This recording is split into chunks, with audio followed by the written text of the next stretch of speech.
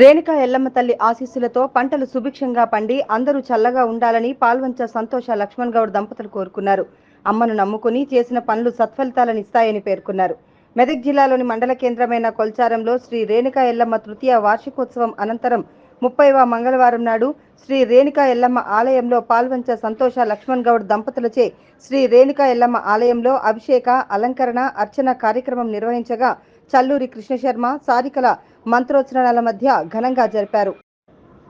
భక్తులు అధిక సంఖ్యలో హాజరై తీర్థ ప్రసాదాలు స్వీకరించారు. ఈ కార్యక్రమంలో మాజీ సర్పంచ్ ఉమా రాజాగౌడ్, రామకృష్ణ గౌడ్, అశోక్ గౌడ్, లక్ష్మీనారాయణ గౌడ్, శేఖర్ గౌడ్, గిరి, సంజీవరావు, శ్రీనివాస్ గౌడ్, రాజాగౌడ్, పాపాగౌడ్, యాదాగౌడ్, సుధాకర్ గౌడ్, పెంటమ్మ, యాదమ్మ సంఘాల సభ్యులు పాల్గొన్నారు.